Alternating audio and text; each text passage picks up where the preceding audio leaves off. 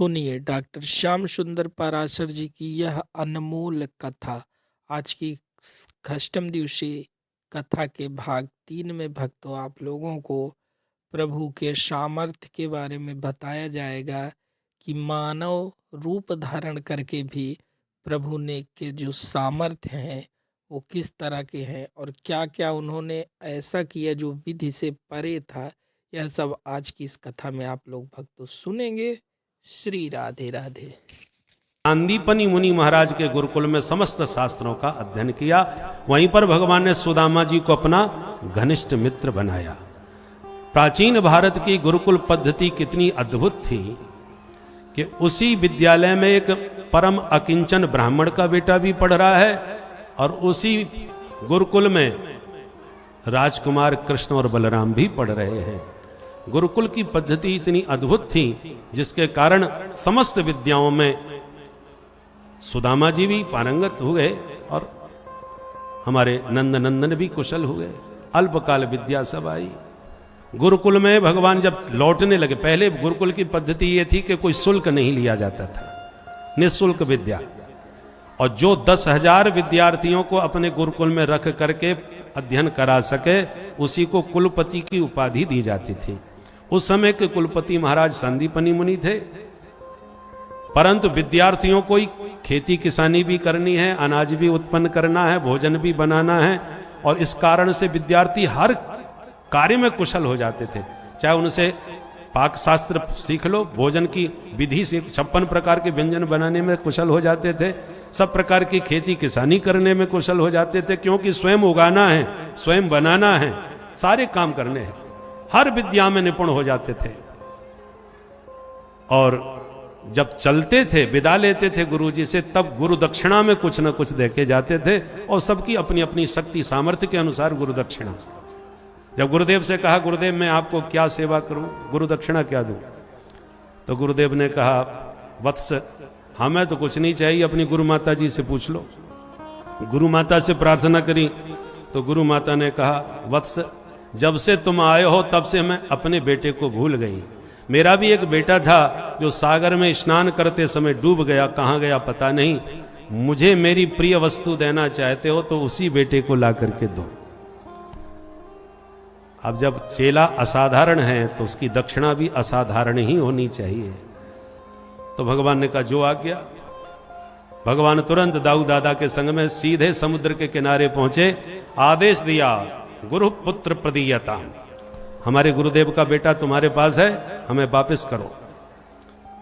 समुद्र तुरंत प्रकट होकर के प्रणाम करता है कि प्रभु मेरे पास नहीं है, पर एक असुर मेरे अंदर छुप के रहता है, उसने चुराया हो तो मुझे पता नहीं। भगवान जल में प्रविष्ट हो गए और पंचजन नाम का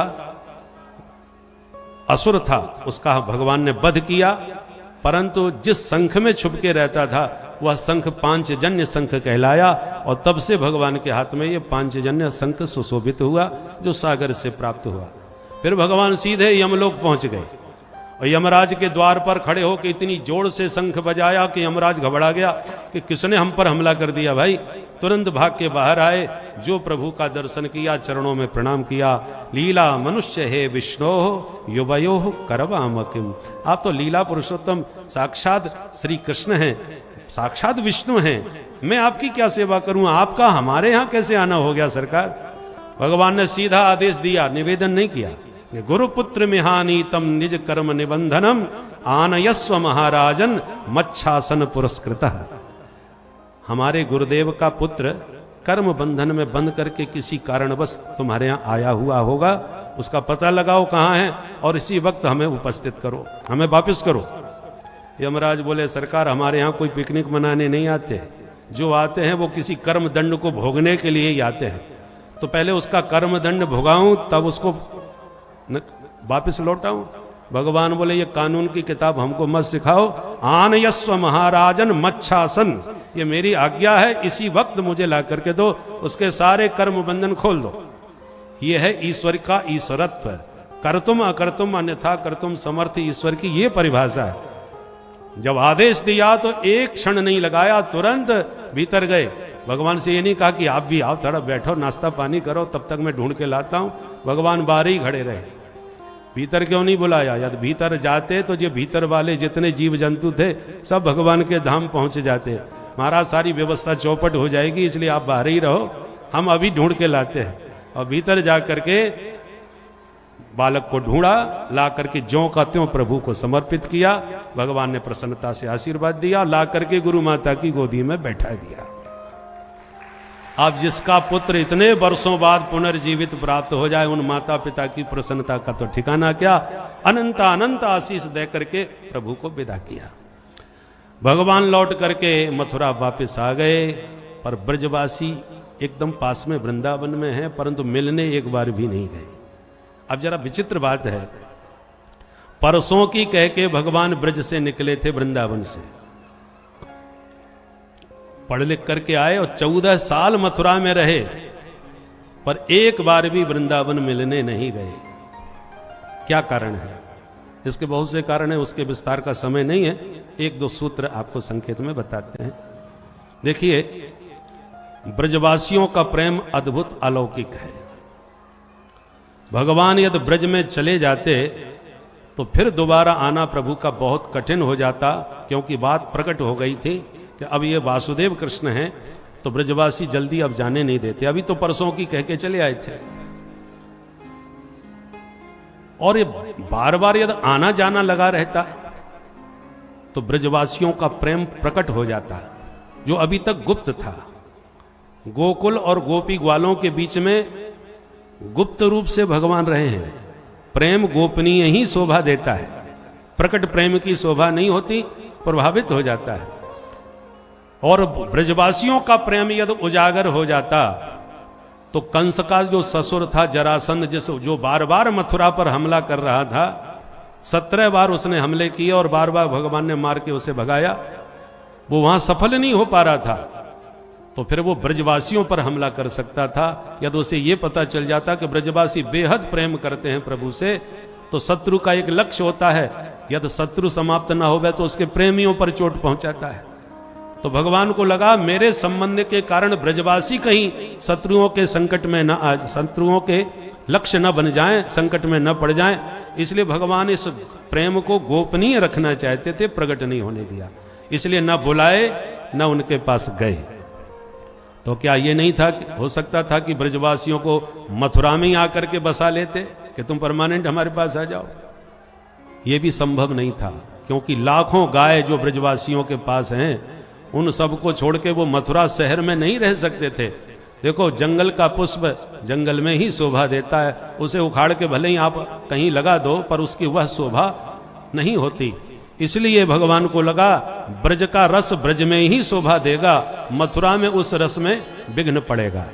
क्योंकि आज भी आप देखिए, मथुरा का रस अलग है और ब्रज का रस बिल्कुल अलग है। ब्रजवासियों का जो भगवान के प्रति प्रेम है वो अद्भुत है, वो माधुर्य प्रधान है, परंतु मथुरा में जो भगवान आए हैं वो ऐश्वर्य प्रधान है। वहां पर भगवान राजाधिराज मथुराधीश बन के विराजमान हैं। उनसे बात करने में लोग बहुत शिष्टाचार का ध्यान रखते हैं कि सरकार को कहीं कोई शब्द की चोट न लग जाए। उद्धव जैसे परम विद्वान पढ़े लिखे ज्ञानी लोग उनके मित्र हैं, तो भगवान की मथुरा में प्रतिष्ठा है। और ब्रजवासी तो हर बात में लड़ने को, झगड़ने को, कान पकड़ के घोड़ा बनाने को तैयार हो जाते हैं। खेलन में को काको गोसैया, वो बिल्कुल बराबरी करते हैं। यह है सख्य रस ब्रजवासियों का। अब कल्पना कीजिए, ब्रजवासी आके बस भी जाते तो दोनों रस में विरोध हो जाता है। जहां उद्धव जैसे प्रबुद्ध भगवान के सखा मथुरा के इतना आदर सम्मान प्रभु का करते हैं, वहीं ब्रजवासी मनमानी व्यवहार करते हैं। वो उनको कृष्ण में कोई दूरी लगती ही नहीं। और उद्धव जैसे ज्ञानियों के बीच कोई गंभीर विषय पर चर्चा हो रही हो मथुरा में, उधर मधुमंगल श्रीदामा आके कहें कन्हैया चल भाई कबड्डी खेलेंगे, बहुत माथा पच्ची कर ली, तो सब रस भंग हो जाता। मथुरा वासियों को ब्रजवासियों का रस माने कष्टदायी लगता, और ब्रजवासियों को मथुरा का जो ऐश्वर्यपूर्ण रस है कृष्ण का, वो विरोधाभास है। इसलिए भगवान को लगा ये रस अलग अलग ही रहना चाहिए, इसलिए ब्रजवासियों को नहीं बुलाए।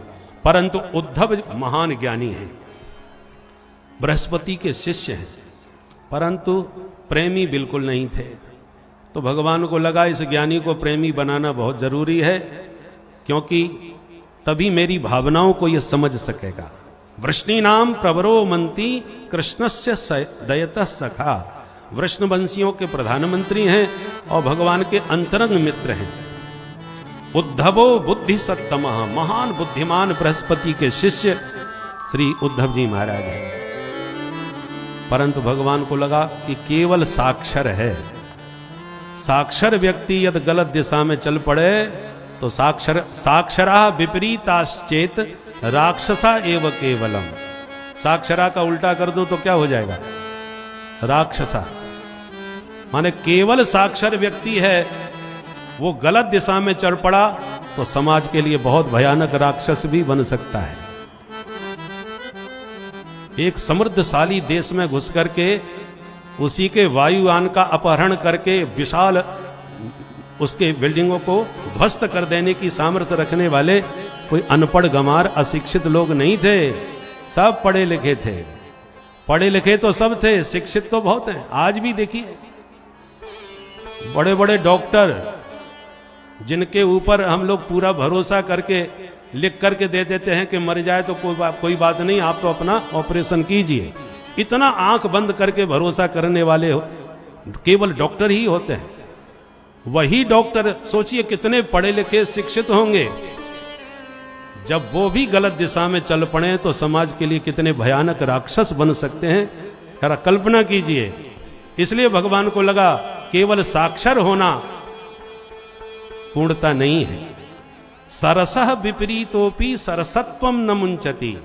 व्यक्ति का हृदय सरस होना बहुत जरूरी है। सरस का उल्टा कर दो तो क्या होगा? सरस। सरस का उल्टा सरस ही होता है, कोई फर्क नहीं पड़ता। मतलब क्या हुआ? सरस व्यक्ति यदि गलत दिशा में चला भी जाए, समाज को कोई हानि उससे नहीं हो सकती, क्योंकि उसका हृदय सरस है। परंतु जो साक्षर मात्र है वो राक्षस बन करके बहुत भयानक संकट समाज में उपस्थित कर सकता है। इसलिए भगवान को लगा मित्र को सरस बनाना बहुत जरूरी है।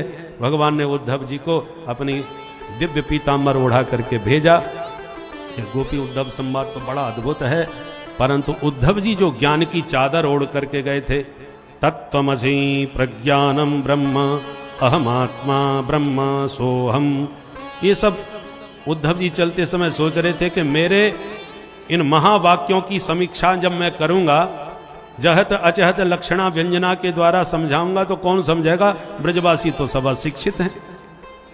देखो, भगवान को ज्ञानी बहुत प्रिय है, पर ज्ञानाभिमानी बिल्कुल प्रिय नहीं है। ये ज्ञान मान विमत्त तब भव हरनि भक्ति न आदरी, ते पाय सुर दुर्लभ पदाद परत हम देखत हरि।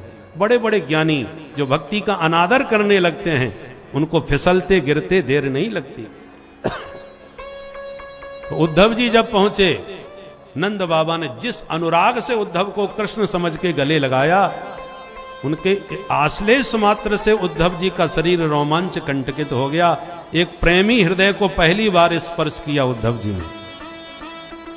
और फिर जब पता चला ये कृष्ण नहीं, कृष्ण का मित्र है, तो जिस चाव भाव से उद्धव जी की श्री वात्सल के द्वारा नंद बाबा ने सेवा शुश्रूषा करी, उद्धव जी बहुत गदगद हो गए। और फिर रात भर नंद नंदन की कथा नंद बाबा ने उद्धव को सुनाई।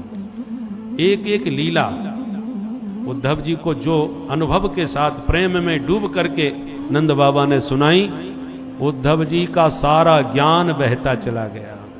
उद्धव जी समझ नहीं पाए कि मैं अब इनको क्या समझाऊं और कैसे समझाऊं।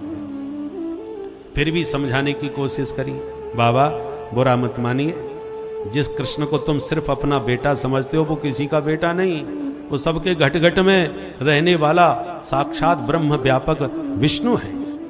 न माता न पिता तस्य न भार्या न सुतादयः नात्मीयो न परश्चापि न देहो जन्म एव च। उद्धव जी ने कहा कि बाबा वो अजन्मा है, उसका कोई शरीर नहीं, वो घट घट में सबके हृदय में रहने वाला ब्रह्म है। उस ईश्वर का अनुभव करो। देखो, अग्नि दो प्रकार की होती है, सगुण और निर्गुण। निर्गुण अग्नि वो है जो प्रत्येक लकड़ी के भीतर व्याप्त है, दिखाई नहीं पड़ती, पर घर्षण करोगे तो प्रकट हो जाएगी अरणि मंथन से। और एक चूल्हे में जलती हुई प्रकट अग्नि है। ऐसे ही ब्रह्म के दो स्वरूप हैं, एक दारुगत देखिए एकु, पावक जुग सम ब्रह्म विवेकु। एक प्रकट कृष्ण है, वो कृष्ण जो है वो प्रकट ब्रह्म है, और एक हम सबके भीतर जो समाये हुए हैं वो अप्रकट ब्रह्म है। तो भीतर वाले कृष्ण को पहचान लो, कभी कृष्ण का वियोग तुम्हें नहीं सताएगा। नंद बाबा बोले हाथ जोड़ के, भैया उद्धव तुम पढ़े लिखे ज्ञानी हो, हम अनपढ़ गंवार हैं, तेरी भाषा हमारी समझ में ना आवे भैया। हम तो बस एक बात जाने कि जिन आंखन ने बाकी रूप माधुरी को आनंद लियो है, अब उन आंखों को हम कैसे समझाएं, उसका कोई रूप रंग नहीं है, वो कैसे विश्वास करें। अखियां हरि दर्शन की प्यासी, इन आंखों में जो दरस की प्यास है वो दर्शन से ही तृप्त होंगी। जैसे स्थिति ऐसी उत्पन्न हो गई जैसे कोई प्यासा पानी की बूंद को तड़फ रहा हो, पानी पानी पुकार रहा हो, और उस पिपासु के पास कोई सज्जन जाकर के पानी का प्रवचन सुनाने लगे कि बाबा ये बताओ पानी कहाँ नहीं है, ये सारी धरती पानी में है, जहां खोदो वहीं पानी है, ऊपर देखो इन मेघों में पानी पानी भरा है, अरे ऊपर नीचे की जाने दो, आपके शरीर में भी पानी है, तो जो आपके भीतर है, नीचे है, ऊपर है, सब जगह है, फिर भी पानी पानी क्यों पुकारते हो। और ये बात सही है, प्रवचन में कोई गलत नहीं है, पर क्या इस पानी के प्रवचन के या पानी की व्यापकता के ज्ञान से प्यासा प्रसन्न हो जाएगा? कभी नहीं। प्यासा एक ही बात कहेगा, मुझे पानी का प्रवचन न दो, मुझे पानी दो।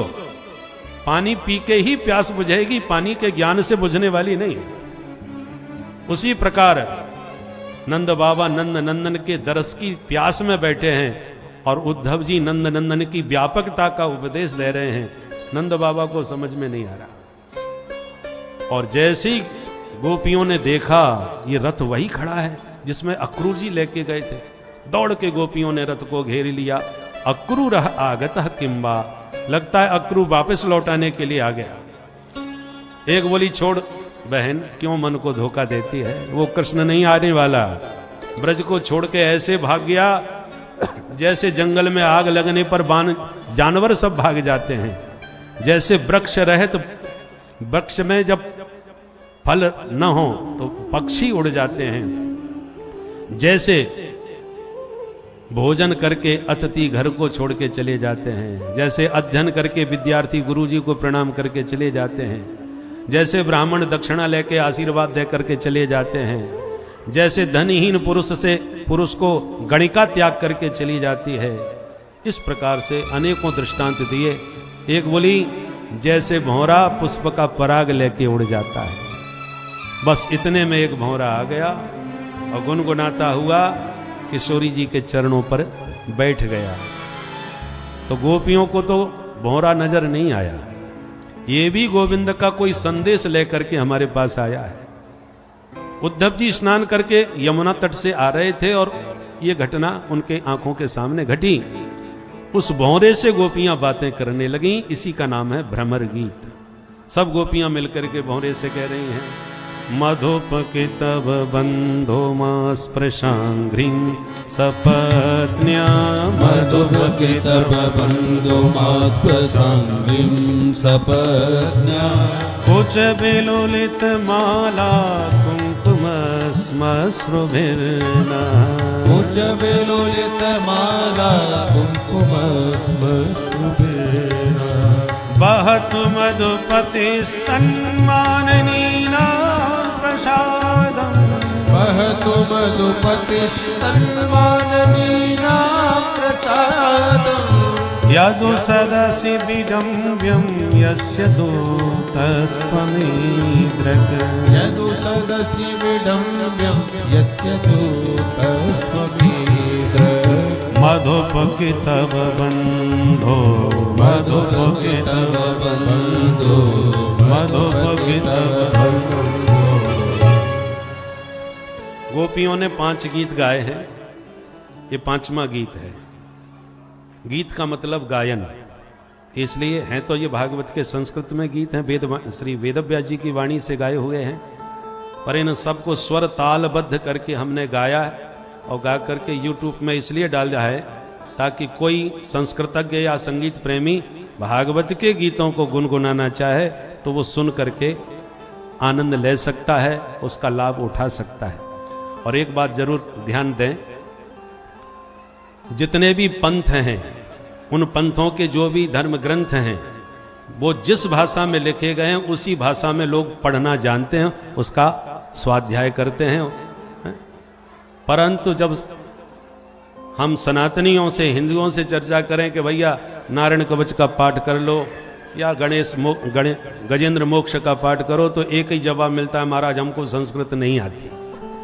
इसलिए संस्कृत का इतना संस्कार हमारे पास अवश्य होना चाहिए कि इन सुंदर सुंदर जो हमारा देववाणी में सारा वांग्मय साहित्य भरा हुआ है, उसको हम पढ़ तो सकें, समझने का प्रयास कर सकें, क्योंकि सारा साहित्य हमारा संस्कृत में ही प्राप्त होगा। विदेशी लोग संस्कृत पढ़ने के लिए काशी में आ रहे हैं, पढ़ पढ़ के जा रहे हैं, कई लोग हमको टकराते हैं और उनका देख करके वैदुष्य, और आज भी वैदुष्य कितना प्रकट हो रहा है। जो देवव्रत जी ने 19 वर्ष की अवस्था में जो प्रतिभा दिखाई है, कैसी अद्भुत है। भारत की ये प्रतिभा है, इस प्रतिभा का हम सदुपयोग करें अपने उत्कर्ष के लिए, अपने आत्मोद्धार के लिए भी। तो इन गीतों को गुनगुनाने का प्रयास करना चाहिए, इसलिए इनको हमने गाने का प्रयास किया है। उद्धव जी 2-4 महीने नहीं, 6 महीने तक ब्रज में रहे और केवल समाचार लेने के लिए आए थे, सब भूल गए। आए थे ज्ञानी बन करके और जा रहे हैं लौट के ग्वाला बन करके। सारा ज्ञानाभिमान विगलित हो गया। ज्ञान की चादर फैलाई ब्रज में जाके, और गोपियों ने प्रेम के इतने डंडे बजाए कि उस ज्ञान के चादर की गुदड़िया बन गई। इसलिए आज भी ज्ञान गुदड़ी मोहल्ला प्रसिद्ध है वृंदावन धाम में, पानी घाट पर जो क्षेत्र है ना, वो ज्ञान गुदड़ी मोहल्ला ही कहलाता है। जहां पर उद्धव जी के ज्ञान की गुदड़िया बना दी गोपियों ने। उद्धव तुम हमको आकर ये सुना रहे किसका संदेश, भुला रहे क्यों मिथ्या कहकर, प्रियतम कहाँ गए परदेश। तुम किसका उपदेश दे रहे हो भैया, वो तो हमारे सामने खड़े हैं। वो देखो देखो कैसे मृद मुद मुस्काते नंद किशोर, खड़े कदम मूल अपलक बेझांक रहे हैं मेरी ओर। गोपियों को तो सर्वत्र श्यामलता में वही घनश्याम दिख रहा है। जित देखो तित श्याममयी है, श्याम कुंज बन जमुना श्यामा, श्याम गगन घन घटा छई है। सब रंगन में श्याम तई है, लोग कहते यह बात नहीं है। मैं बोरी की लोगन ही की श्याम पुतरिया बदल गई है। श्रुति को अक्षर श्याम देखियत, दीप शिखा पर श्याम तई है। नरदेवन की कौन कथा कहें, अलख ब्रह्म छवि श्याममयी है। जित देखो तित श्याममयी है। तो गोपियों को सर्वत्र वही घनश्याम मुरली वाला दिखता है। उद्धव जैसा ज्ञानी ऐसा प्रेम में डूब गया कि ब्रज की रज को माथे से लगाते हुए उद्धव कह रहे हैं, आसा महो चरण रेणु जो सामहम श्याम, वृंदावने किमपि गुल्मलतौषधीना, या दुस्त्यजं स्वजनमार्य पथं च हित्वा, भेजुर्मुकुन्द पदवी श्रुतभिर्ब्रह्मज्ञान। उद्धव जी कहते हैं, हे विधाता, जो भी आज तक मैंने पुण्य किए हों जन्मांतर में, आज सर्व जन्म जन्मांतरों के पुण्यों का एक ही फल मांगूंगा कि जब भी मुझे जन्म मिले तो श्रीधाम वृंदावन में मिले। वृंदावने किमपि गुल्मलत औषधि नाम, गुल्म लता औषधि कीट पतंग जो चाहो सो बनाना, पर बनाना वृंदावन धाम में। ये कौन कह रहे हैं? महाज्ञानी उद्धव। और लौट करके जब आए तो भगवान बोले, आओ ज्ञानी जी महाराज। ऐसा प्रवचन देने गए कि 6 महीना लगा दिया। उद्धव जी बोले, बात मत करो, तुम कितने निर्दयी निष्ठुर हो, ये आज मुझे समझ में आ गया। परसों की कह के आए थे, बरसों बिता दिए, बेचारे ब्रजवासी कितने व्याकुल हैं तुम्हारी एक झलक देखने के लिए। भगवान ने तुरंत उद्धव जी को गले लगा लिया, समझ गए इन पर पूरा ब्रजवासियों का रंग चढ़ चुका है। भाषा बदल गई, चाल बदल गई, उद्धव जी पूरी तरह प्रेमी बन गए। तब भगवान ने उद्धव जी की आंखों पर हाथ फेरा और उन्हें दिव्य दृष्टि देकर के दिव्य वृंदावन का दर्शन कराया। और दिव्य धाम दिव्य दृष्टि से ही दिखाई पड़ता है।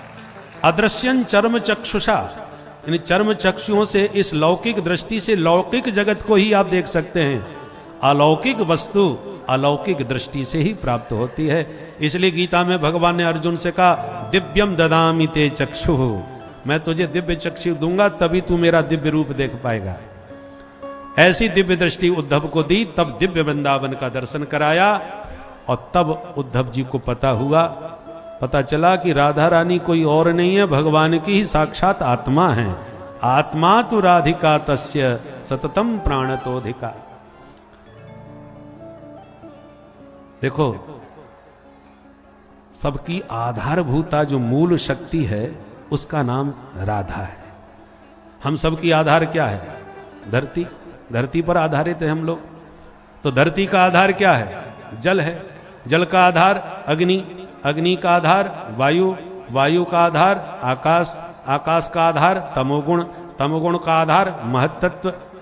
ढूंढते जाओ आधारों का आधार, कहीं जाकर के तो आपको रुकना पड़ेगा कि बस यही अंतिम आधार है, स्वयं निराधार है। तो आधारों का आधार ढूंढते जो अंतिम आधारभूता शक्ति है वो राधा रानी है। आप आधार आधार बोलते जाओ लगातार तो राधा नाम अपने आप प्रकट हो जाएगा।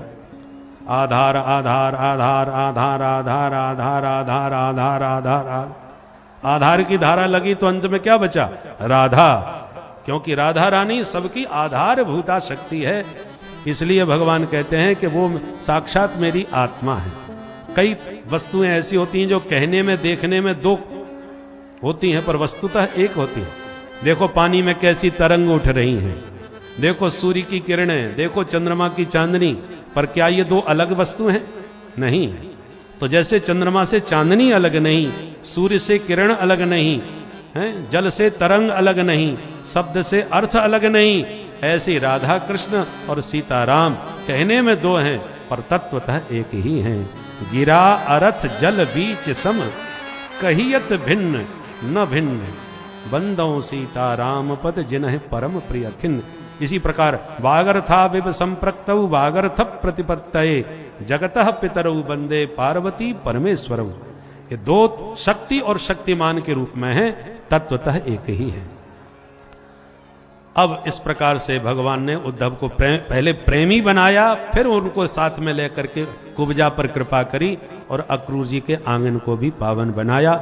इसके साथ ही 10वां स्कंद पूर्वार्ध 49 अध्याय यहाँ संपन्न होते हैं।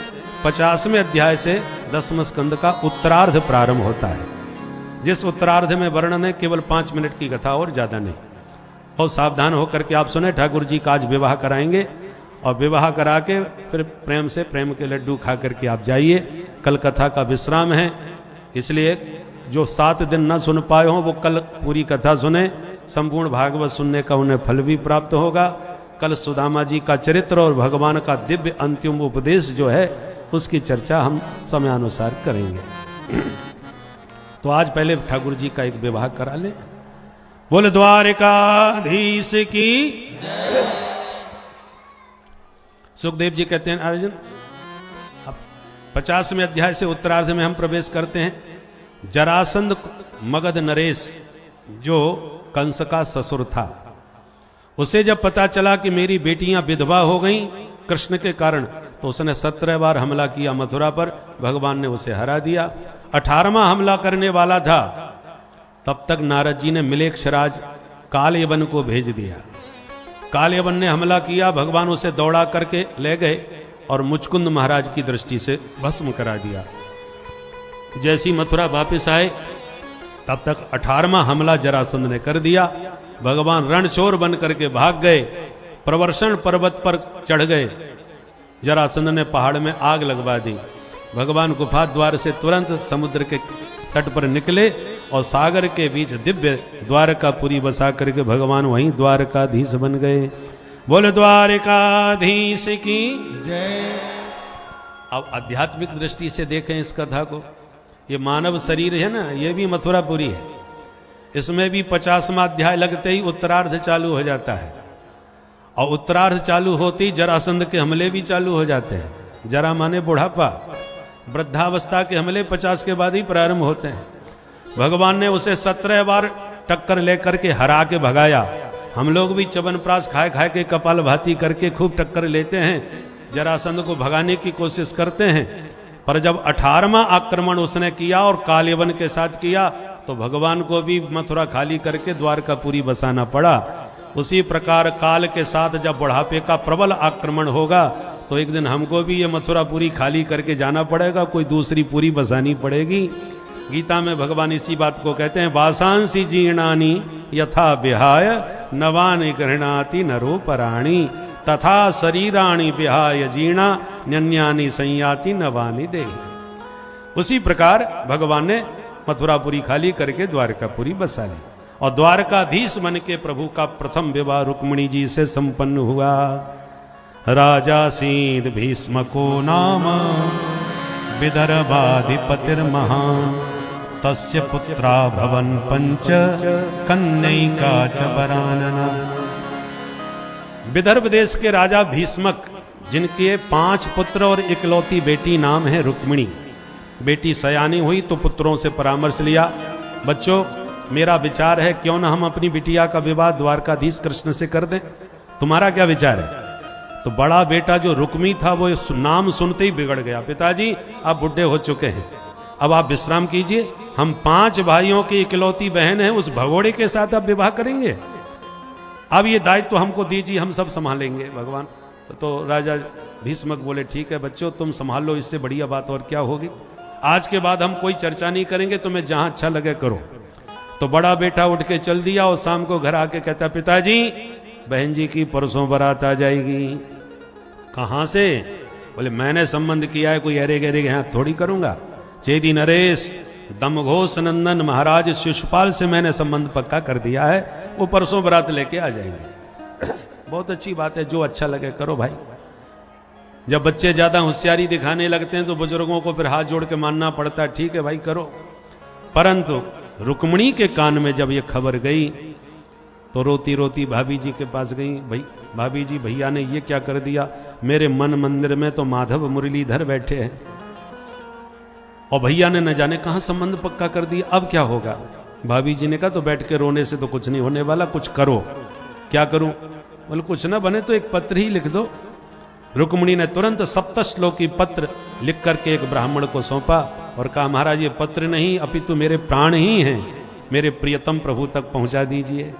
बोले देवी चिंता न करो। पत्र लेके ब्राह्मण ने दौड़ लगाई और द्वारकाधीश के दरबार में पहुंच गए। भगवान ने खड़े होकर स्वागत किया और हाथ पकड़ के अंतःपुर में ले गए, स्नान करवाया, भोजन पवाया, वस्त्रादि धारण करवाए नए, और फिर हाथ जोड़ के कहा अब बताइए महाराज कहाँ से आए। ब्राह्मण को बिना खिलाए पिलाए कोई बात नहीं करना चाहिए। बोलो राधे राधे। भूखा ब्राह्मण बहुत खतरनाक होता है। तो भगवान ने जब खिला पिला लिया तब प्रश्न कर रहे हैं अब आप बोलिए कहाँ से आए। तब पत्र निकाल के दिया। ब्राह्मण ने कहा महाराज आप पढ़ लीजिए, सब समझ में आ जाएगा क्योंकि समय बहुत कम बचा है।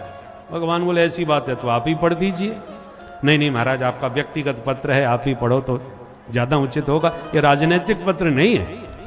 भगवान बोले ब्राह्मण मेरे इष्ट देव हैं, ब्राह्मणों के बीच में क्या पर्दा। मैं चाहता हूं ये पत्र आपकी ही वाणी से मैं सुनूं। तो ब्राह्मण भी गदगद हो गए, महाराज लीजिए हम सुनाई देते। पत्र निकाला, पढ़ना प्रारंभ किया। श्रुत्वा गुणान भुवन सुंदर शृण्वतां ते निर्विश्य कर्ण विवरै हरतोंगतापं रूपं वृषां वृषमतां किलार्थलाभं त्वय्यच्युता विशति चेत्रमपत्रपं। रुक्मिणी पत्र में लिख रही हैं, हे भुवन सुंदर, हे अच्युत, मैंने आज तक कभी नहीं देखा आपको, पर तब गुणान श्रुत्वा, आपकी कीर्ति इतनी सुनी है, महिमा इतनी प्रभु के प्रथम विवाह माँ रुक्मणी के साथ हुआ और इन विवाहों का अलग ही रहस्य है। प्रभु के कुल 16,108 विवाह हुए, लेकिन इन सब विवाहों के जो रहस्य हैं वो किन परिस्थितियों में हुए ये अलग हैं। साधारण दृष्टि से इसको देखना सामान्य नहीं होगा, इसको असाधारण दृष्टि से जब देखा जाता है तब यह पता पाया जाता है कि प्रभु के क्यों 16,108 विवाह हुए थे। और इन विवाहों के जो मुख्य कारण और इनकी संपूर्ण व्याख्या हम आगे अगले विराम में कहेंगे। तब तक आप लोग कथा सुने भक्तों। श्री राधे राधे। पाणी ग्रहण करके मुझे यहाँ से ले जाइए, पर यह भी निवेदन है कि मेरे भाई आपके विरोध में खड़े हैं, उनको मारना पीटना मत। अंतःपुरांतर चरी मन हत्य बंधून त्वामुद्बहे कथमिति प्रमदाम्य पायम पूर्वेद्युरस्त महती कुल देवी यात्रा यस्याम बहिर्नववधू गिरिजामुपेया। उसका मैंने उपाय ढूंढ लिया है कि बिना झगड़े के बात कैसे बने। अंतःपुरांतरचरी मन हत्य बंधून, बंधु बांधवों की हत्या नहीं होनी चाहिए। और बात कैसे बने, तो मैं विवाह से पूर्व माता पूजने के लिए देवी माँ के मंदिर में जाऊंगी, आप उसी मंदिर में आ जाइए, सारी बात बन जाएगी, कोई झगड़ा भी नहीं होगा। कदाचित आप समय पर नहीं पहुंच पाए तो इतना जान लीजिए कि 100 जन्म भविष्यात्, मैं 100 जन्म लेने के लिए तैयार हूं, पर मेरा पाणिग्रहण होगा तो केवल आपके द्वारा, और किसी की मैं कदापि नहीं हो सकती। आपकी रुक्मिणी। पत्र सुन के माधव मुस्कुरा के बोले, ब्राह्मण देवता, जो स्थिति रुक्मिणी की है वही हमारी भी है। तथा अहम अपि तच्चित्तो निद्राम च न लभे निशि। मैं भी उनकी महिमा सुन सुन करके कई रात्रि से जागरण कर रहा हूं। ब्राह्मण ने कहा, तो देर किस बात की, आइए विराजिए। तुरंत भगवान ने दिव्य अपना रथ निकाला, और जो विशेष उच्चई श्रवा के समान 4 घोड़े थे, जिनके नाम थे सुग्रीव, मेघपुष्प, बलाहक और शैव्य, उन घोड़ों को भगवान ने रथ में नियुक्त करके जो हांका, ब्राह्मण को बैठा करके वायु वेग से रथ चला। दाऊ दादा ने देख लिया, अरे कन्हैया, तब तक तो रथ गायब। दाऊ जी चिंता में पड़ गए कि आज तक कृष्ण कभी मुझे बताए बिना कभी नहीं गया, पहली बार मुझसे बिना कुछ बताए चुपचाप निकला, कुछ गड़बड़ जरूर है। सेवकों से समाचार मिला कि कोई ब्राह्मण देवता आए थे कुंडनपुर से। अरे दाऊ जी बोले, मुझे याद है कि कुंडनपुर की राजकुमारी का परसों विवाह है, और वहां से कोई निमंत्रण नहीं आया है, तो अनाहूत ये क्यों जा रहा है, कुछ गड़बड़ जरूर है। चलो, तुरंत अपने हल मूसल उठाए, पूरी नारायणी सेना साथ में ली, दाऊ जी ने दौड़ लगाई पीछे पीछे। सवेरा होते कुंडनपुर की सीमा में रथ पहुंच गया। भगवान बोले, ब्राह्मण देवता अब जाओ, रुक्मिणी को समझाओ, हम तैयार मिलेंगे मंदिर में, हम यहीं खड़े हैं।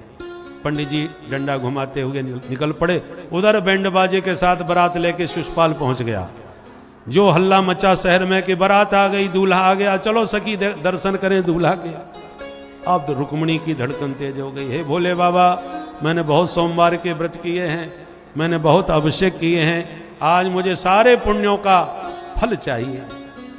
दुर्भगाया न मे धाता नानुकूलो महेश्वर देवी बाव्यमुखा गौरी रुद्राणी गिरिजा सती। सारे देवी देवता मनाने लगे। इतने में ब्राह्मण को आते हुए देख लिया, दौड़ करके प्रणाम किया। महाराज क्या समाचार है? ब्राह्मण ने कहा, देवी समाचार कुछ नहीं है, पर जिसको तुमने समाचार भेजा था मैं उन्हीं को पकड़ के लाया हूं अपने साथ में। ये सुनकर के तो रुक्मिणी प्रसन्नता में नाच उठी और बार बार ब्राह्मण को प्रणाम किया, नमस्कार किया। ब्राह्मणों के पास एक ही कार है, नमस्कार। नमस्कार कर दो, ब्राह्मण खुश हो जाता है। जैसे रुक्मिणी ने प्रणाम किया, ब्राह्मण ने गदगद होकर खूब आशीर्वाद दिया। पर रुक्मिणी साक्षात भगवती लक्ष्मी हैं। लक्ष्मी जिसे प्रणाम करे उसके जीवन में क्या कमी रह जाएगी। पहले ब्राह्मणों से रूठी हुई लक्ष्मी थी। क्या किया, क्यों रूठ गई? एक ब्राह्मण देवता ने नारायण की छाती में लात मारी लक्ष्मी जी की उपस्थिति में। भृगु देवता, वो लक्ष्मी जी इतनी नाराज हो गई और भगवान, लात मारी भृगु जी ने और भगवान चरण सहलाते हुए कहते हैं अतीव कोमलौ तात चरणौ ते महामुने। हे महामुनि, आपके चरण बड़े कोमल हैं, कहीं आपको चोट तो नहीं लग गई। लक्ष्मी जी को बड़ा बुरा लगा, उसने लात मारी, ऊपर से उसी को कह रहे हैं कि तुम्हें चोट नहीं लग गई। ब्राह्मणों को कुछ ज्यादा ही सिर चढ़ा लगता है। मेरा भी नाम लक्ष्मी जी नहीं, जो उनको भिखारी नहीं बना दिया। बेचारे ब्राह्मण भिक्षुक हो गए, ब्राह्मण को धन केवल भिक्षा। पर आज इस ब्राह्मण देवता ने लक्ष्मी स्वरूपा रुक्मिणी का पत्र भाग करके नारायण को दिया। नारायण को ला करके लक्ष्मी जी से मिलवाया। लक्ष्मी जी तब से ऋणिया बन के उनके चरणों में नतमस्तिष्क हो गई। तब से ब्राह्मणों के ऊपर भगवान की बड़ी कृपा है। वो लक्ष्मी नारायण भगवान की ब्राह्मण तो आशीर्वाद दे के चला गया। अब रुक्मिणी ने 16 श्रृंगार किए, सखियों को साथ में लिया और मंदिर में पूजा करने गई और मंत्र जप करने लगी। ये बहुत अच्छा मंत्र है भागवत का। इसका जाप करने से कन्या का शीघ्र विवाह होता है और सुंदर वर की प्राप्ति होती है। रुक्मिणी जप रही है, नमस्ते त्वाम्बिके भीक्षणम स्वसंतानयुतां शिवां भूयात् पतिर्मे भगवान कृष्णस्तदनुमोदतां। हे मातेश्वरी, द्वारकानाथ कृष्ण मेरे पति बने, ऐसा मुझे आशीर्वाद दो। मां का आशीर्वाद रुक्मिणी को प्राप्त हुआ। इधर किसी गुप्तचर ने शिशुपाल को जनवासे में खबर दी, सरकार आपके विवाह में खतरा। कैसा?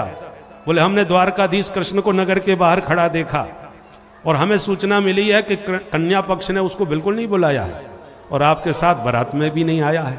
तो ना वो घराती है ना वो बराती है, पर आने की उसे आवश्यकता क्या है? सरकार, प्रयोजन मनुद्देश्य मंदोपी न प्रवर्तते। बिना प्रयोजन के मूर्ख से मूर्ख व्यक्ति कहीं नहीं जाता। तो कृष्ण के आने का यहाँ क्या प्रयोजन हो सकता है? और हमारी आशंका है कहीं आपको यहाँ से बिना दुल्हन के वापस न जाना पड़े। इतना सुनते ही शिशुपाल का मूड खराब हो गया। पर सारे बराती अस्त्र शस्त्र लेकर के खड़े हो गए। बोले महाराज चिंता ना कीजिए, हम सब संभाल लेंगे, आप निश्चिंत रहिए। भाग करके सबने मंदिर को चारों तरफ से सुरक्षा घेरे में ले लिया। जिस मंदिर में पूजा कर रही थी रुक्मिणी, चारों तरफ से सेना ने घेर लिया। अब पूजा पाठ करके मंदिर के बाहर जब रुक्मिणी आई और जो हजारों सैनिकों को देखा तो थर थर कांप गई, मन में घबरा गई। हे भगवान, मैंने पत्र में लिखा था कि मंदिर में कोई नहीं होगा, यहाँ तो इतनी सेना खड़ी है, अब क्या होगा? और सबसे बड़ी विडंबना यह है कि जिसको पत्र लिखा था उसको भी आज तक नहीं देखा। वो सामने आएंगे तो मैं पहचानूंगी कैसे कि यही हैं? तो डरी डरी रुक्मिणी हर चेहरे को ध्यान से देखने लगी और रुक्मिणी का अलौकिक सौंदर्य देख करके सैनिकों की सुध बुध समाप्त हो गई। निर्निमेष नयनों से निरंतर निहारते ही जा रहे हैं। उन्हें होश ही नहीं कि हम कौन हैं, कहाँ हैं और क्यों आए हैं। दूर खड़े द्वारकाधीश समझ गए कि रुक्मिणी भयाक्रांत दिखाई पड़ रही हैं। का वर्षा जब कृषि सुखानी, कहीं विलंब न हो जाए, इसलिए तुरंत भगवान रथ से नीचे आए और जो सैनिक सुरक्षा में खड़े थे उन्हीं के साथ खड़े हो गए। घूमती हुई रुक्मिणी की दृष्टि जिस सैनिक पर टकराती है और जिज्ञासा से देखने लगती है कहीं यही तो नहीं है। वही सैनिक समझ बैठता है हम भी किसी से कम नहीं है। पर घूमती हुई दृष्टि जब द्वारकाधीश से टकराई, आंखें चार होते ही माधव ने मुस्कुरा के हाथ हिला दिया, घबराओ मत, हम ही हैं। एकदम दृष्टि पड़ते ही रुक्मिणी पहचान गई, यही मेरे प्राण वल्लभ प्रियतम द्वारिकानाथ हैं। भय तुरंत भाग गया, मुख पर मंद मुस्कुराहट रुक्मिणी के छा गई। मुस्कुराती हुई रुक्मिणी को देखकर सैनिकों के बचे खुचे होश भी समाप्त हो गए। भगवान सबके बीच में से निकल करके रुक्मिणी के पास पहुंच गए, हाथ पकड़ के पाणी ग्रहण करके रथ की तरफ ले जाने लगे और चित्रलेखे से सैनिक सब देख करके आपस में बातें करे, चाल देखो कितनी निराली है, एकदम हंसगामिनी है। और ये होश ही नहीं कि हो क्या रहा है। हाथ पकड़ के भगवान ने रथ में बैठा दी रुक्मिणी जी को और स्वयं भी बैठ गए। चाबुक घुमाया, घोड़े हवा में उड़ गए। सैनिक बोले देखो देखो, रथ की चाल देखो, घोड़ों की चाल देखो, भाई गजब हो गया, ऐसे सुंदर घोड़े भी आज तक हमने कभी नहीं देखे। और जब दूर तक रथ चला गया तब धीरे धीरे होश आए। एक बोला वो तो सब ठीक है पर हम लोग क्यों खड़े हैं? एक बोला हाँ किसी काम से तो आए थे। तब तक एक बोला मैं समझ गया, हम लोग रुक्मिणी की रखवाली के लिए आए थे ना। तो कहाँ है रुक्मिणी? सखियां जो खड़ी थी वो बोली कि भांग पी के चले थे क्या? रुक्मिणी वो गई उनके साथ। तब होश आया, अरे लेगो लेगो, पकड़ो पकड़ो, भागो भागो। पीछा किया सैनिकों ने, हे भगोड़े कहां भागता है, खड़ा रहे चिल्लाने लगे।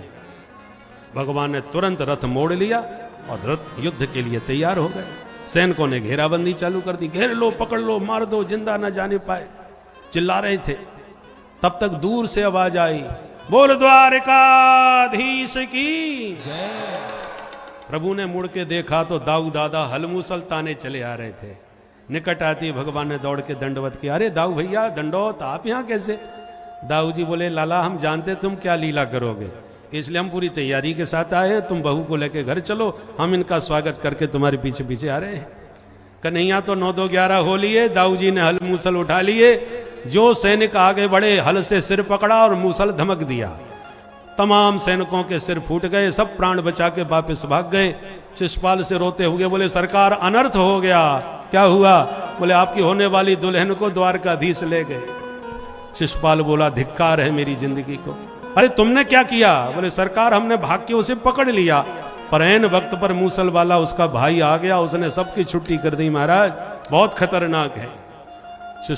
शिषपाल बोला, अब मैं जिंदा नहीं रह सकता। कितना बढ़िया मेकअप करवा के दूल्हा बन के सज धज के आया था, बिना दुल्हन के जाऊंगा, मैया बाप को क्या मुंह दिखाऊंगा, ऐसी जिंदगी से मर जाना अच्छा है। आप लोग मेरी यही समाधि बना देना। बहुत रोने लगा बेचारा। तो जरासंध भी आया था बारात में, मित्र था उसका, तो हाथ पकड़ के अकेले में ले जाके समझाने लगा, भो भो पुरुष शार्दूल दौर मनस्य मिदम त्यज। मन को इतना कमजोर मत बनाओ, तुम पुरुष सिंह हो। अरे मुझे देख, सौरही सप्त दशाहम वही संयुगानी पराजित। इस कृष्ण ने मुझे 17 बार लगातार पराजित किया, पर मैंने तो हिम्मत नहीं हारी, तो 18वीं बार मैंने भी उसको पराजित करके भगाया कि नहीं। इसलिए क्षत्रिय होकर के मरने की बात मत करो, मारने की बात सुनो। मारने की बात सोचनी चाहिए, तुम मरने की बात कर रहे हो, कैसे क्षत्रिय हो? डांटने लगा, समझाने लगा। जब इस प्रकार समझाया कि मैंने हिम्मत नहीं हारी, तो एक बार में हिम्मत हार रहा है, तब शिषपाल को शांति मिली कि हमसे भी बड़े बड़े बेशरम बैठे हैं भाई। ये 17 बार हार के नहीं मारा, तो हम पहली हार में क्यों मर जाएं? हिम्मत आ गई और दुल्हन के डोले में स्वयं बैठ गया और मुंह छुपा के रोते रोते बेचारा अपना घर गया। और तब से इतना शत्रु बन गया कि पानी पी पी के 100 गाली देता था द्वारकाधीश को। इधर भगवान द्वारकाधीश घर की तरफ आ रहे थे कि रास्ते में आकर के जो रुक्मी था, रुक्मिणी का बड़ा भाई, उसने पकड़ लिया भगवान को। भगवान ने मारने को तलवार निकाली तो रुक्मिणी जी ने हाथ पकड़ लिया। सुनो सुनो महाराज, मैंने पहले ही कहा था बंधु बांधवों का बद नहीं होना चाहिए। भगवान मुस्कुरा के बोले, देवी जी अब तुम्हारा भाई है तो हमारा भी तो कुछ लगेगा, चिंता न करो, मारूंगा थोड़ी अब, पर इसको थोड़ा दंड देना बहुत जरूरी है। भगवान रथ से कूदे और दौड़ के रुक्मी का सिर पकड़ के उसके बाल बना दिए। आधे बाल इधर से, आधी मूछ इधर से, आधी दाढ़ी इधर से, ऐसी भद्रा उतारी कि पूरी शकल बिगाड़ के रख दी। इतने में दाऊ जी विजय का ध्वज फहराते हुए आ रहे थे।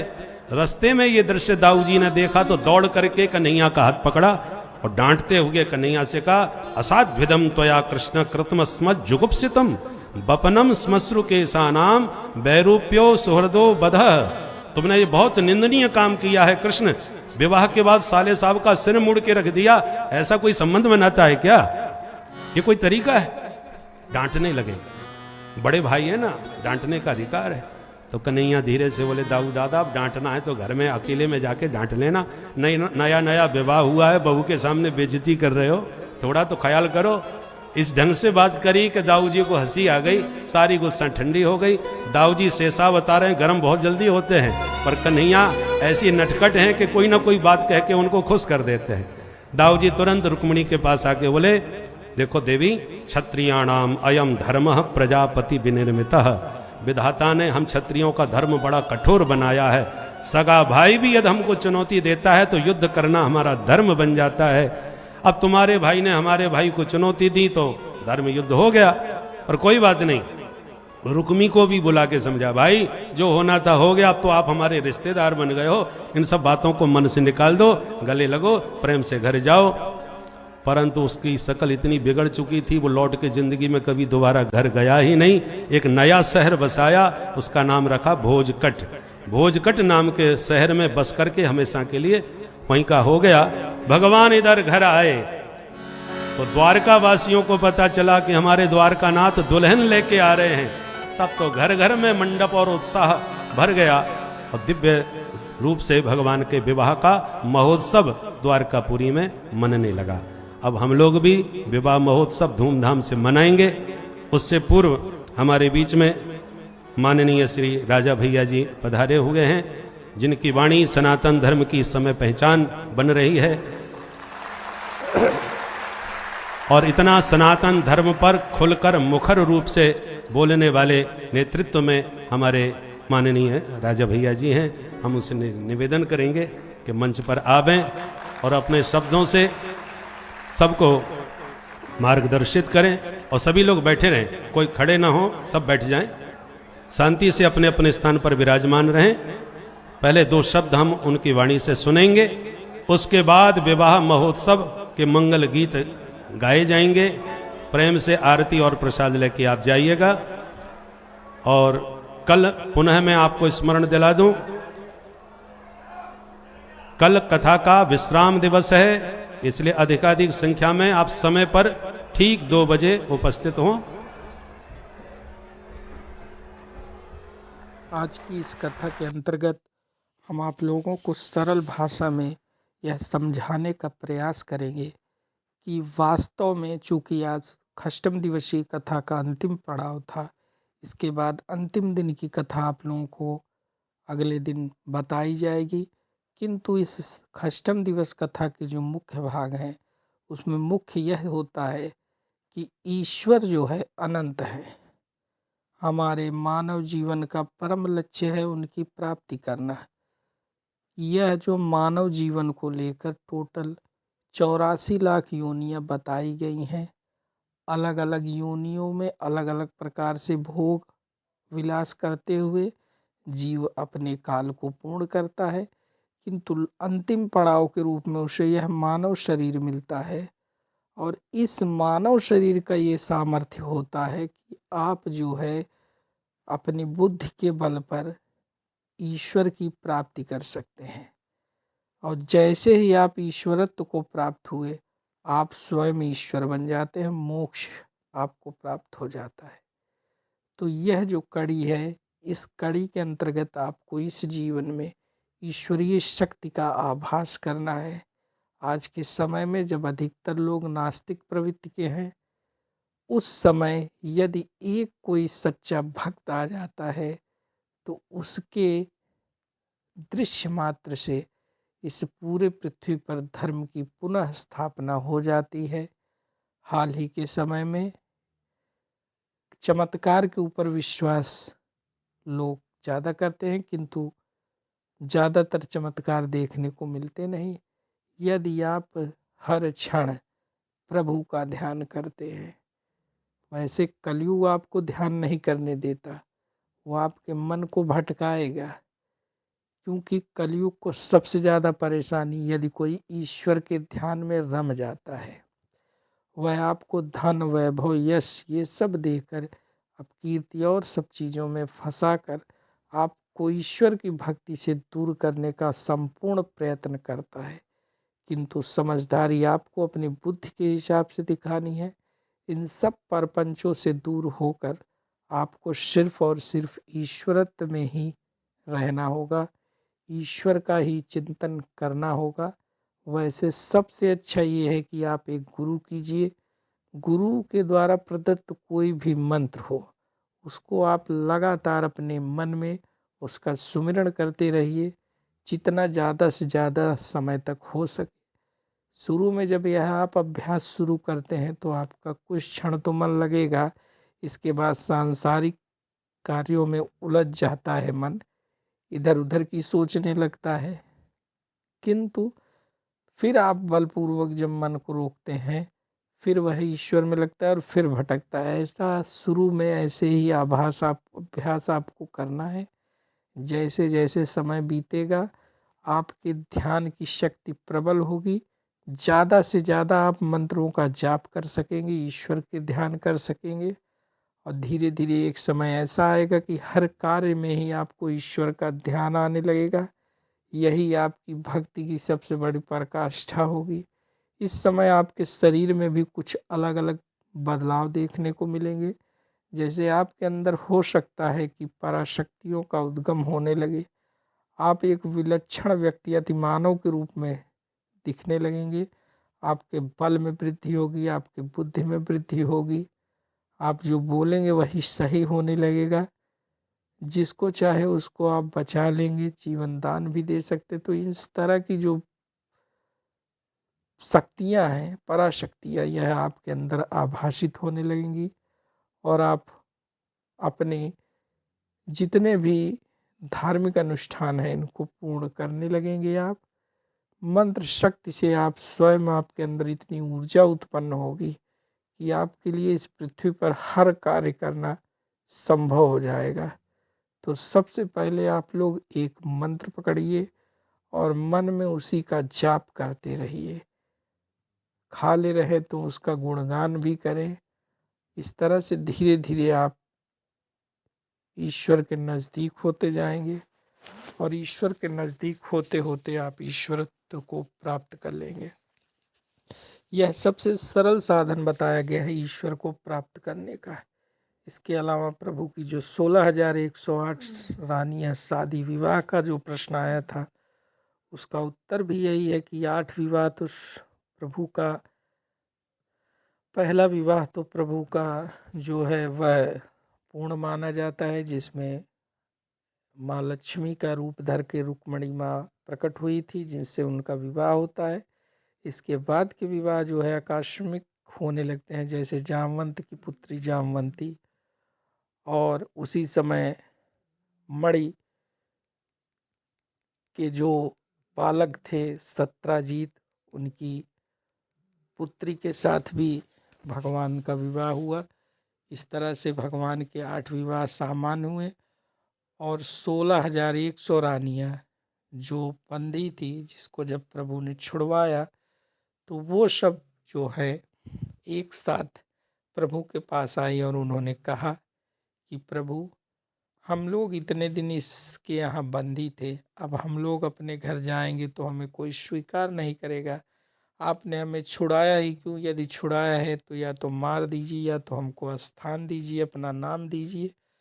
इसके पश्चात प्रभु ने अपनी रानियों के रूप में उनको स्वीकारा और इस तरह से प्रभु की 16,100 विवाह एक साथ एक मंडप पे ही हुए।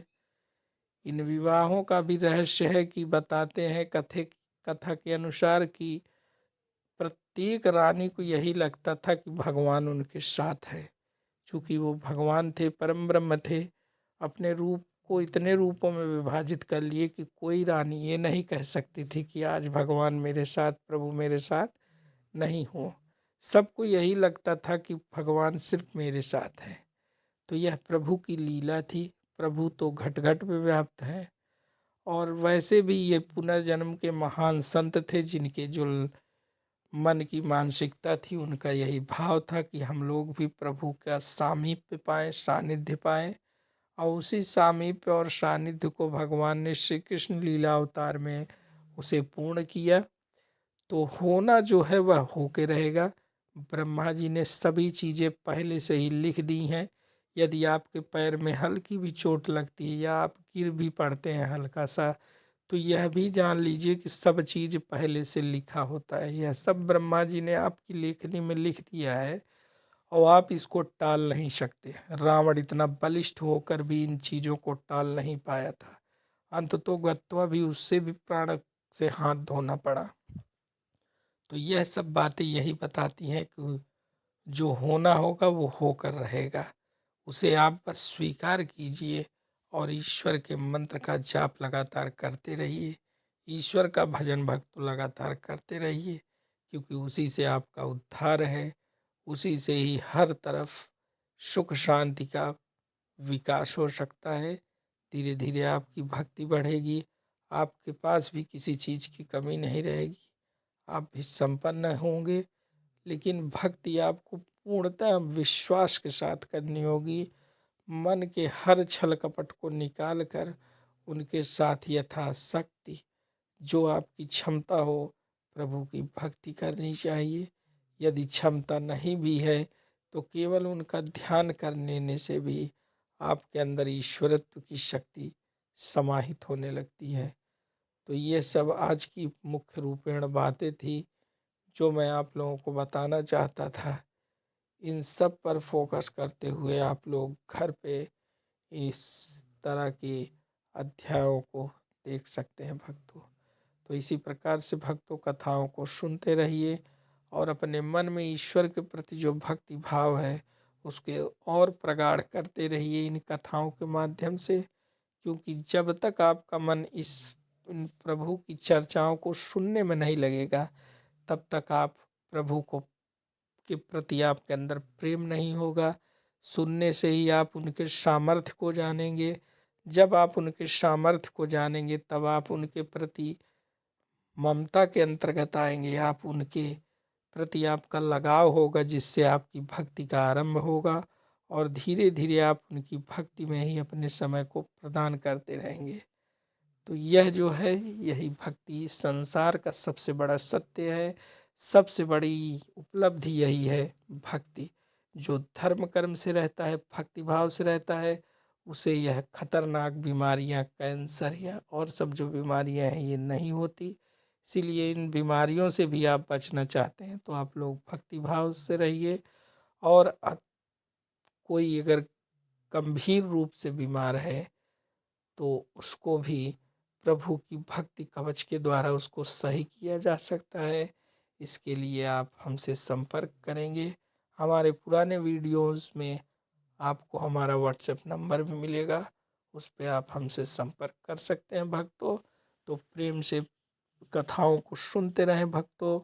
श्री राधे राधे। निर्मल मन जन सो मोहि पावा, मोहि कपट छल छिद्र न भावा।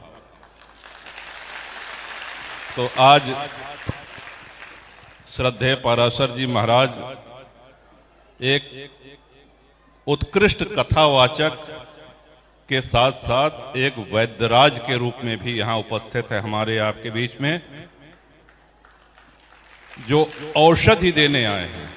उनकी औषधि का हम सभी लोग लाभ लें। आने वाले जीवन में हम सभी लोग भगवतोन्मुख हों और इस जो चुनौतियां आ रही हैं इसमें हम सब लोगों को अपनी अपनी भूमिका का निर्वहन करना है। हम सभी को और मुखर होना है। हम सभी को अपने बच्चे बच्चियों को धर्मोन्मुख करना है। जाति ऊंच नीच और ये जो बुराइयां हमारे सनातन धर्म में आ गई हैं इनको हमको और आपको ही मिलकर के दूर करना है। अरे बिरादरी तो मुसलमानों में हो तो, लेकिन उनके लिए पहले इस्लाम है तब कुछ है। तो हमारे लिए भी सनातन सर्वोपरि है। फिर अब वो अलग अलग जातियों में है, चलिए वो वैवाहिक कार्यक्रम है कि शादी ब्याह में उस जाति में विवाह हो, वो एक अलग विषय है। लेकिन हमको अपने ईश्वर के प्रति, अपने धर्म के प्रति, अपने संस्कृति के प्रति, अपने राष्ट्र के प्रति और मुखर होने की आवश्यकता है। धर्म की जय हो, अधर्म का नाश हो, ये तभी संभव है जब हम सब लोग मुखर होकर के अपनी आवाज को उठाएं, एकजुट होकर के उठाएं। और धर्म की जय तभी होगी जब अधर्म का नाश होगा, और अधर्म का नाश हम सब लोगों को ही करना होगा। कोई ऊपर से अवतार लेकर के नहीं आने वाला है। हम सब लोगों को मुखर होकर के इन चुनौतियों का सामना करना होगा।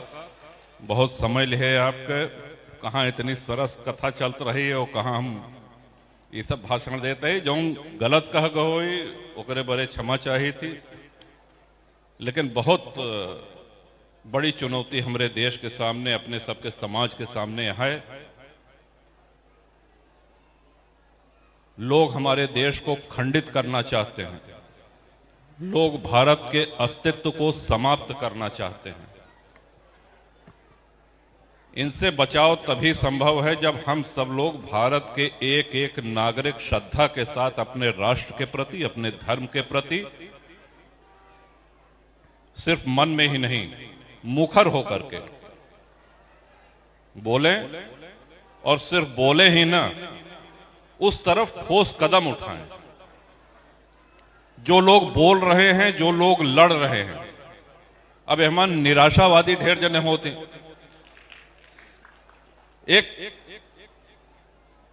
क्रांतिकारी संत हैं, उन्होंने कहा कि भाई हम लड़ रहे हैं तो हमारे साथ लड़िए धर्म के लिए, नहीं लड़ सकते हैं तो चलिए कोई बात नहीं, कम से कम हौसला बढ़ाइए,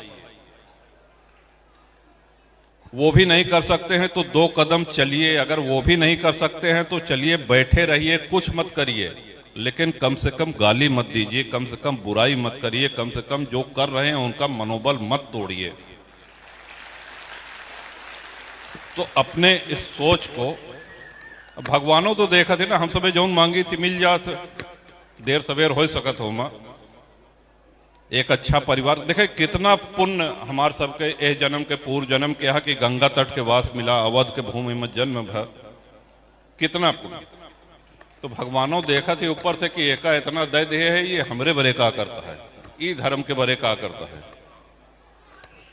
कहूँ ऐसा तो नहीं ना कि सिर्फ ये श्री राम कथा में और श्रीमद भागवत कथा में जाके बस ताली बजाओ तो उसके बाद झरिया के उठा तो लौट के घरे आ जा, तो नहीं। हम लोगों को एक सजग, समर्थ, सक्षम, सबल सनातनी बनना है, और बजरंग बली की कृपा से, हनुमान जी महाराज की कृपा से ये हो के रहेगा। जीत और विजय सनातन की ही होगी, जीत भारत माता की ही होगी। बहुत बहुत धन्यवाद। जय जय सिया राम।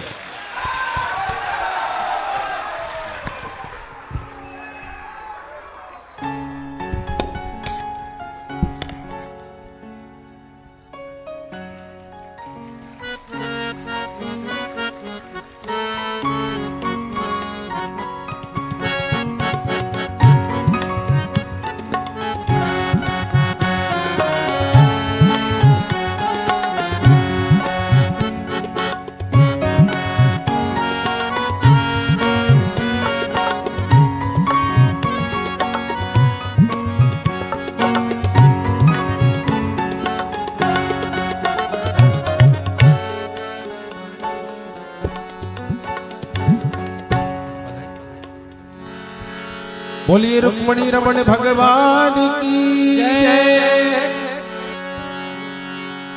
अरे आओ मेरी सखियों मुझे मेहंदी लगा दो, मेहंदी लगा दो, मुझे सुंदर सजा दो।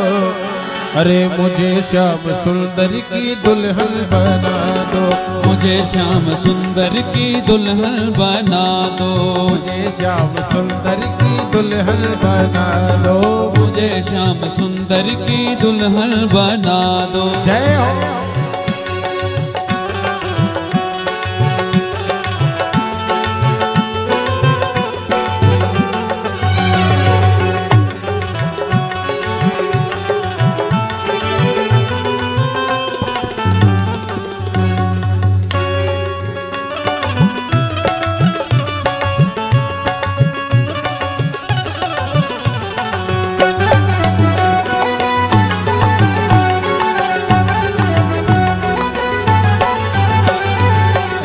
पहनो चूड़ी जो रंग नाही छूटे, ऐसे पहनो चूड़ी जो रंग नाही छूटे, सबरू दुल्हा जो कबहू न छूटे, ऐसा बरू दुल्हा जो कबहू न छूटे।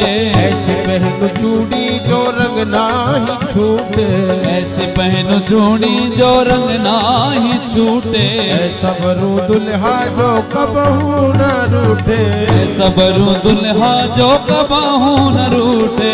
अटल सुहाग की बिंदिया लगा दो, अटल सुहाग की बिंदिया लगा दो, अटल सुहाग की बिंदिया लगा दो, अटल सुहाग की बिंदिया लगा दो। मुझे श्याम सुंदर की दुल्हन बना दो, मुझे श्याम सुंदर की दुल्हन बना दो, मुझे श्याम सुंदर की दुल्हन बना दो, मुझे श्याम सुंदर की दुल्हन बना दो।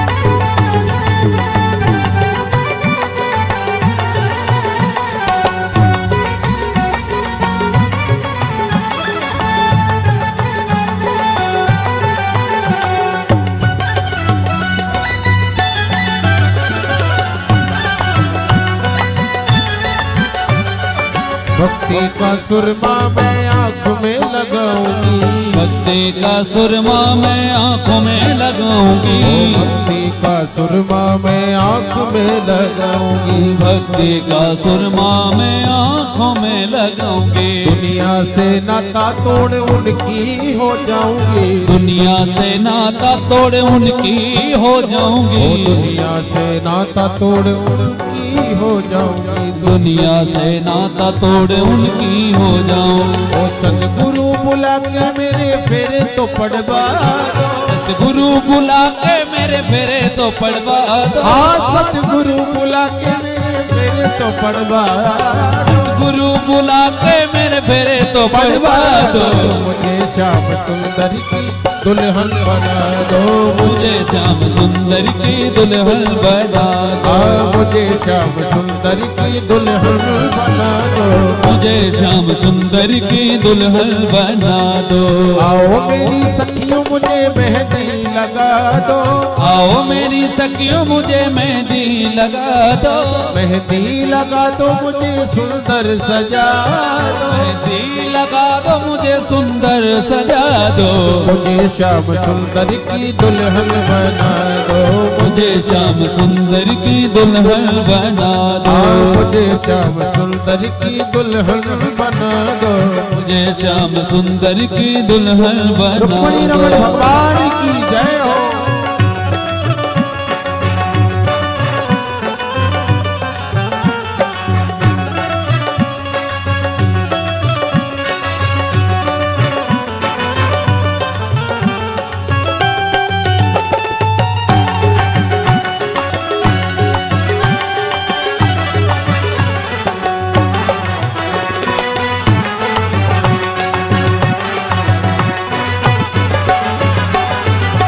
सत्संग में मेरी बात चलाई, सत्संग में मेरी बात चलाई, सत्संग में मेरी बात चलाई, सत्संग में मेरी बात चलाई, सतगुरु ने मेरी कीनी रे सगाई, सतगुरु ने मेरी कीनी रे सगाई, सतगुरु ने मेरी कीनी रे सगाई, सतगुरु ने मेरी कीनी रे सगाई।